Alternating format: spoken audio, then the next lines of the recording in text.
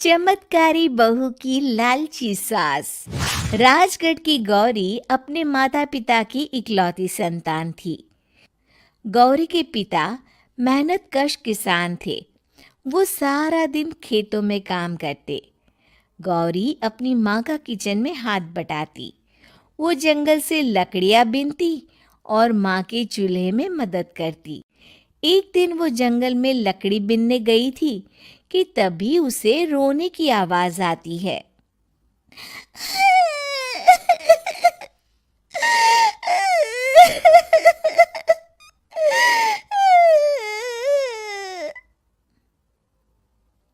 अरे, यहाँ कौन रो रहा है?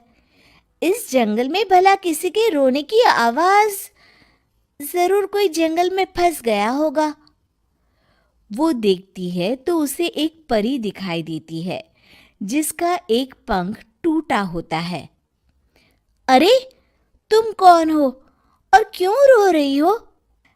मैं परीलोक की रानी हूँ। पृथ्वीलोक में घूमने आई थी, लेकिन देखो ना, मेरे पंख ही टूट गए। अब मैं कैसे उड़ान भरूंगी? अरे, इसे जोड़ना तो आसान है। रुको, मैं अभी जोड़ देती हूँ।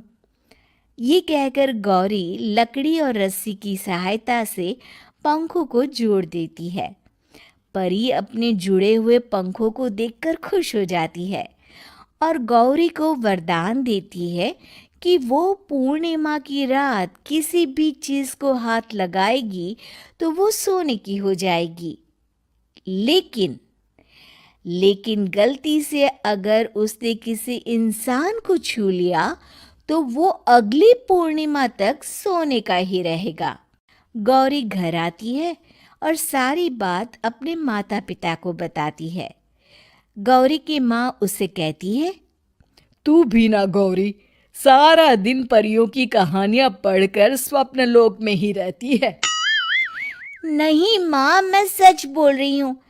देखो, आज पूर्णिमा की रात है ना, इसलिए डर के मारे मैं कोई सामान भी नहीं छू रही हूँ। अच्छा, ऐसी बात है बिटिया रानी, तो जरा इस घड़े को हाथ लगा दे।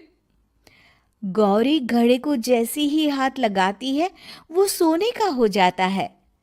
गौरी के माता पिता घड़े को देखकर हैरान रह जाते हैं।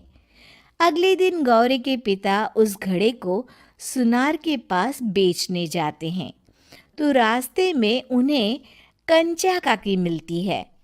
वो सोने का घड़ा देखकर गौरी के पिता से पूछती है, अरे गौरी के बापू, ये पीतल तो बड़ा चमक रहा है। अरे काकी, ये पीतल नहीं, सोना है, सोना। बेचने ले जा रहा हूँ। अरे, कहीं कोई लॉटरी लग गई है क्या?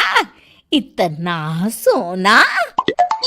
गौरी के पिता काकी को गौरी को परी द्वारा दिए वरदान के बारे में बताते हैं।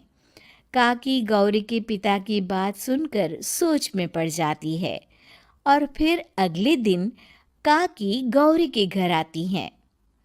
गौरी के बापू, तुम्हारे लिए मैं खुशखबरी लाई हूँ। तभी गौरी की माँ पूछती है, क्या खुशखबरी है काकी? अरे, तुम्हारी बेटी का रिश्ता मैं अपने बेटे से करना चाहती हूँ। अरे, कब तक अपनी सयानी लड़की को घर पर बिठा कर रखोगी? हाँ, देखो काकी, मैं ऐसे ही व्यक्ति से अपनी बेटी की शादी कराऊंगा जो गौरी के वरदान से नहीं, उसके गुणों को समझे। अरे हमें तो गौरी के गुण अच्छे लगे, इसीलिए तो आ गई हूँ मैं। फिर गौरी के माँ बाप मान जाते हैं और उसकी शादी काकी के बेटे से हो जाती है। अगले दिन, अरे गौरी, कल पूर्णिमा की रात है।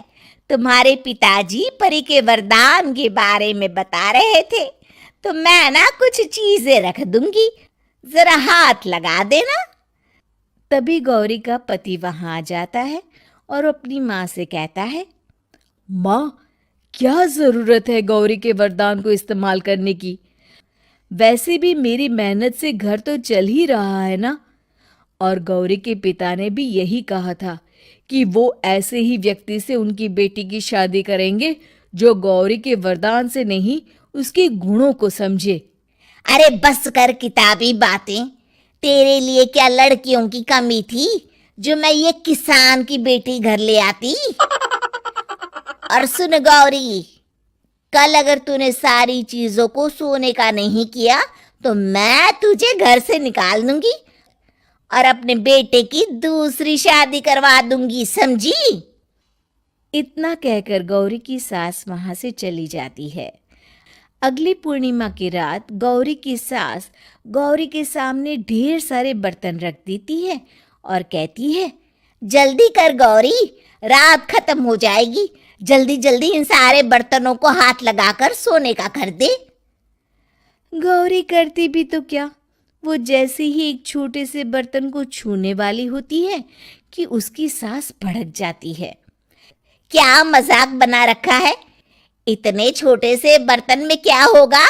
ये ले, ये बड़ा वाला बर्तन। जैसे ही बड़ा सा बर्तन लेकर गौरी की सास उसकी तरफ बढ़ती है, वैसे ही बर्तन के बाहर से वो धड़ाम से गिर जाती है। सास को गिरा देख गौरी उन्हें संभालने दौड़ती है और वो सास को हाथ लगाकर कहती है, अरे सासू माँ, क्या हो गया आपको? कहीं चोट तो नहीं लगी ना? लेकिन जैसे ही वो हाथ सास से हटाती है तो देखती है कि उसकी सास सोने की हो गई है। गौरी सोने की सास को देखकर रोने लगती है और अपने पति से कहती है,